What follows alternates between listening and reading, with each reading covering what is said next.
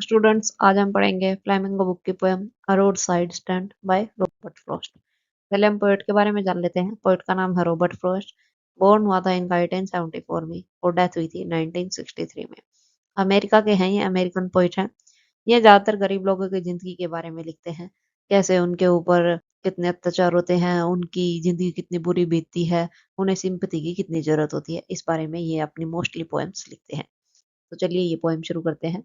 ये poem road side stand के ऊपर है, मतलब कि जब हम हाईवे पर जाते हैं और साइड में देखते हैं कि छोटे ठेले या छोटी दुकानें लगी होती हैं जो सामान बेचने के लिए होती हैं, उनके बारे में ये पोएम है। तो चलिए शुरू करते हैं।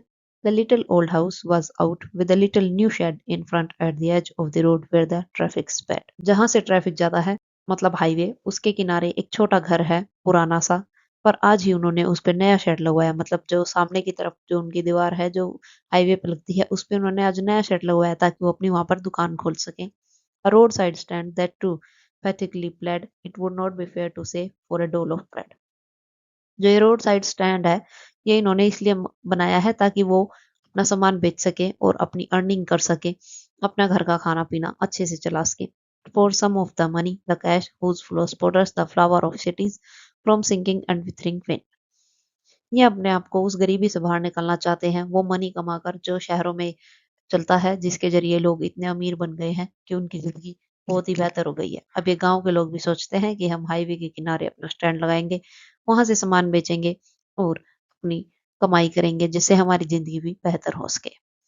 The Polish traffic passed with a mind ahead, or if ever a side moment, then out of sorts at having the landscape marred with the artless paint of science, that with N turned wrong and S turned wrong, offered for sale wild berries in wooden carts।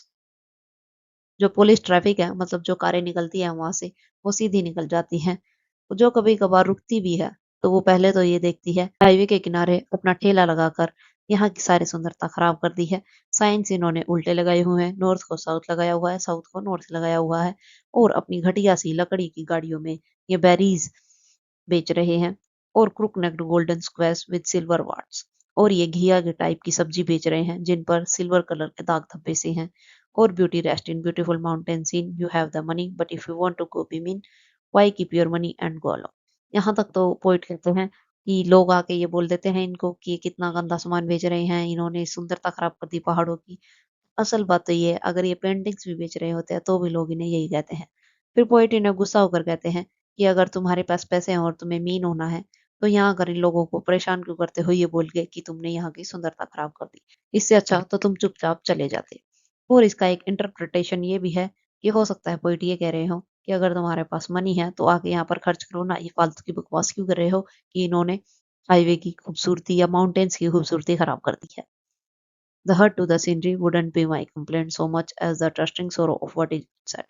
यहाँ पर poet कहते हैं कि ये जो ठेला लगाकर थोड़ी सी खूबसूरती खराब हो गई है, ऐसा कह रहे हैं लोग, ये मैं नहीं कह रहा हूँ।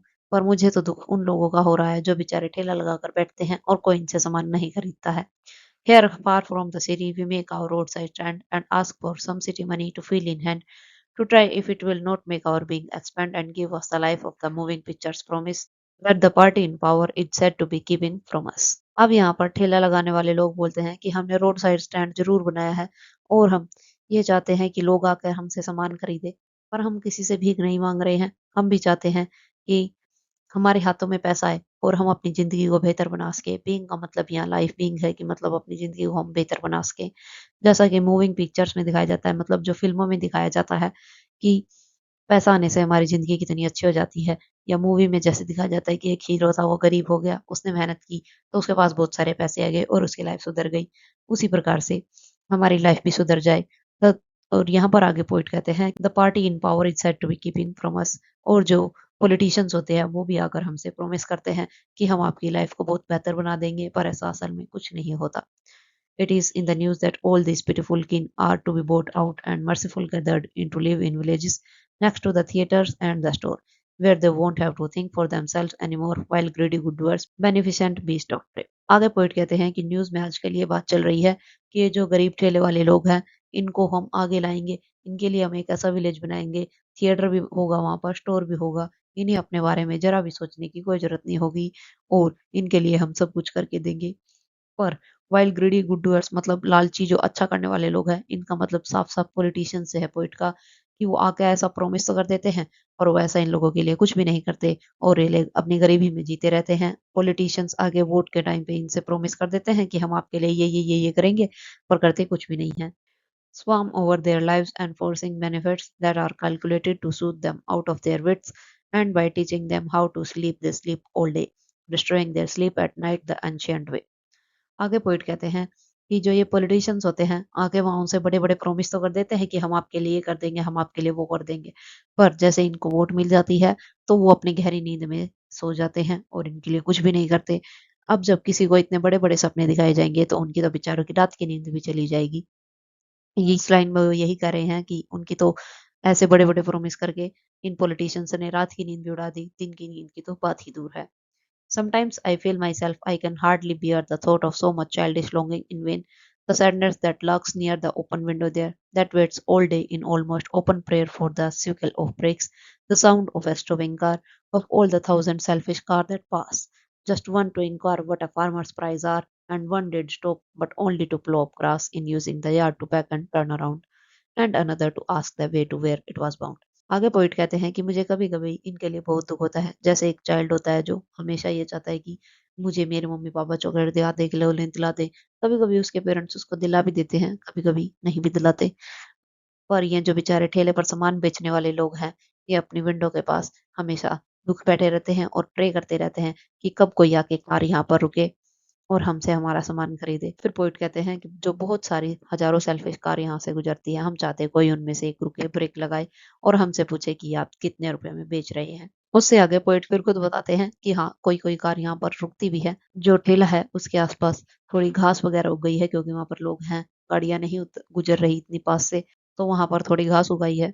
तो लोग यहाँ पर वापस गाड़ी मोड़ने के लिए आते हैं, ना कि हमसे हमारा रेट पूछने के लिए। और कोई-कोई आकर रुकता भी है तो वो ये पूछने के लिए कि भाई साहब ये रास्ता कहाँ जाता है? हमें यहाँ जाना है, कौन से रास्ते से जाऊँ? हमसे कोई भी ये नहीं पूछता कि आप जो ये सामान बेच रहे हैं, इसका क्या रेट है?